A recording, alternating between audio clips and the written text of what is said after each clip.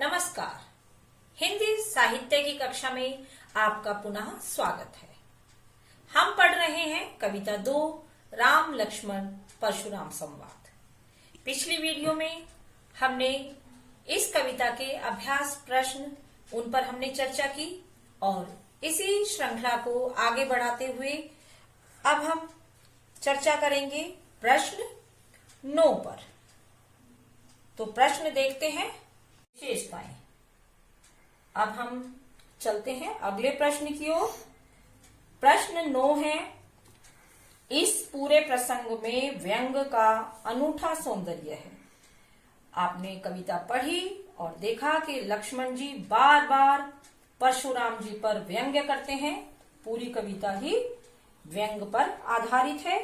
तो कुछ उदाहरण देकर हम उस बात को स्पष्ट कर देते हैं।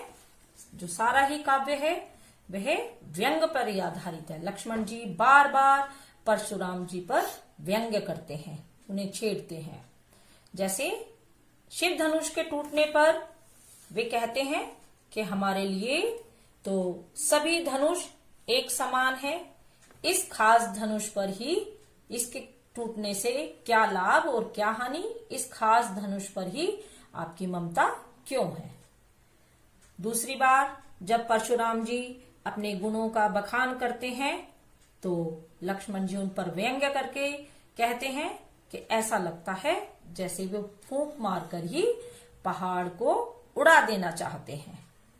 साथ ही जब वे अपनी वीरता के बारे में और बताते हैं तो लक्ष्मण जी एक सच्चे वीर के गुणों का वर्णन करते हुए कहते हैं कि जो सच्चा वीर है वे केवल डींगे नहीं हाँकता, वह अपनी वीरता कहाँ दिखलाता है? युद्ध क्षेत्र में, जहां सामने शत्रु खड़ा हो वहीं समर भूमि में वह अपने शौर्य को दिखलाता है। यह कहकर भी वह उन पर व्यंग्य करते हैं। और एक बार जब वो कहते हैं कि जो ऋण है तुम्हारे ही माथे मढ़ा हुआ है, यानी कि लक्ष्मण उन्हें कहकर कि उसे मारकर, लक्ष्मण को मारकर ऐसे कहते हैं कि तुम अपने गुरु के ऋण से मुक्त होना चाहते हो। ये बात भी लक्ष्मण ने परशुराम जी को व्यंग्य में ही की। और ऐसे अनेक और भी उदाहरण हैं जहां लक्ष्मण ने परशुराम जी पर व्यंग्य किया है। अब हम बढ़ते हैं प्रश्न 10 की ओर। अब यहां पर आपको कुछ पंक्तियां दी गई हैं। इनमें आपको अलंकारों को पहचानना है। यह आपको अपनी जो पाठ्य पुस्तक है उसी में लिखना है। मैं एक एक पंक्ति पढ़ती हूं और आप उसमें बताएंगे कि कौन सा अलंकार है। अलंकारों के बारे में हम 9वीं कक्षा में भी पढ़ चुके हैं। तो अब मैं शुरू करती हूं। जो इसका क भाग है, बालको बोधि बंधो नहीं तो ही। अब इस पंक्ति में जो ब वर्ण है उसकी आवृत्ति हो रही है, अर्थात ब वर्ण 3 बार आया हुआ है। तो यहाँ पर कौन सा अलंकार हुआ? आप सभी जानते हैं कि यहाँ पर हुआ अनुप्रास अलंकार, एक वर्ण की आवृत्ति के कारण। ख भाग हम देखते हैं, कोटि कुलिस सम बचनु तुम्हारा। कोटि अर्थात करोड़, कुलिस मतलब कठोर, कि जो तुम्हारे वचन हैं वे किसके समान हैं? सम अर्थात समान, करोड़ों वज्र के समान तुम्हारे वचन क्या है? कठोर है। अर्थात यहाँ समानता का भाव दिखाया गया, सम आ गया तो वहां पर होता है उपमा अलंकार। इसी प्रकार तुम तव कालू हाक जनु लावा। जनु जब हमने 9वीं क्लास में भी अलंकार पढ़े थे तब बताया था, जिसके जो पहचान वाले शब्द हैं, जनु भी आ जाओ मतलब जानकर, जैसे। जनु अर्थात तुम तो जैसे मेरी मृत्यु को हाँक कर ला रहे हो। जनु शब्द है यहाँ पर, तो अलंकार हो गया उत्प्रेक्षा। अब हम अगली पंक्तियों की ओर चलते हैं। लखन उतर आहुति सरिस भृगु बरकोपु कृषानु। अब इसमें सरिस आपने देखा होगा, सरिस मतलब के समान हो जाता है कि जो लखन के उत्तर थे वे उनकी क्रोध रूपी अग्नि में, कृषाणु अर्थात जो अग्नि होती है, अग्नि कौन सी, क्रोध रूपी अग्नि में आहुति का काम कर रहे हैं। अर्थात यहाँ सरिस है तो उपमा है, और कृषाणु में रूपक अलंकार है, क्रोध रूपी अग्नि। और अगली पंक्ति में भी है अलंकार, उसको भी देख लेते हैं। बढ़त देखी जल सम वचन बोले रघुकुल भानु। सम मतलब जल के समान शीतल वचन बोलते हैं, तो सम यहाँ पर आपको शब्द दिया गया है, अर्थात यहाँ भी उपमा अलंकार है।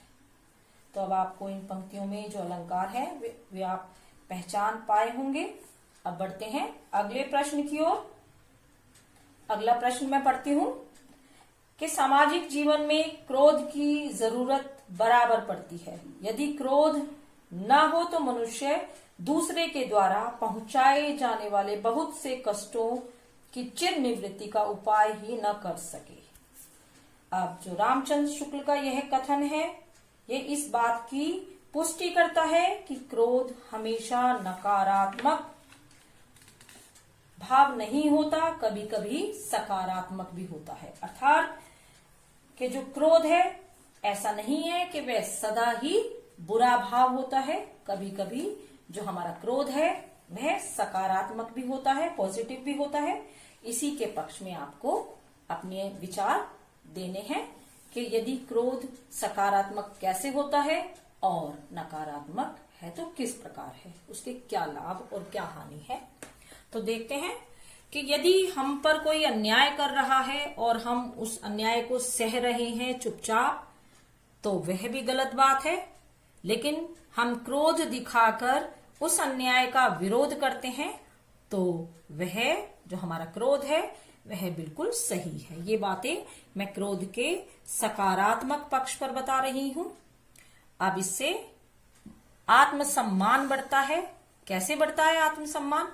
यदि कोई सिपाही है, सैनिक है, वह युद्ध में है और वह दुश्मन के खिलाफ अपना क्रोध नहीं दिखाता, तो वह कायर ही कहलाएगा। ठीक है। इसी प्रकार यह व्यक्तित्व का परिचायक भी होता है। जैसे मैंने बताया कि जो सिपाही है, सैनिक है, यदि उसमें क्रोध ही नहीं होगा अपने शत्रु के प्रति, तो वह जो अपना व्यक्तित्व है उसको निखार नहीं पाएगा। तो ये तो थे क्रोध के पक्ष में, और इसके विपक्ष में भी है।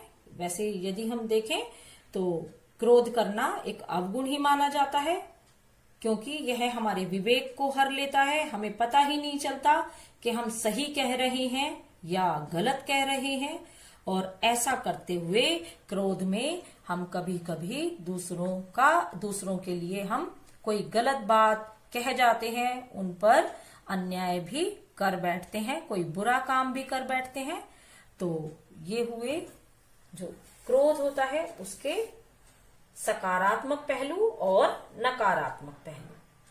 तो बच्चों, ये तो हमने यहाँ पर कुछ प्रश्नों पर हमने यहाँ चर्चा की। अब आप इन्हीं प्रश्नों को अपनी अभ्यास पुस्तिका में लिखेंगे। आज के लिए इतना ही।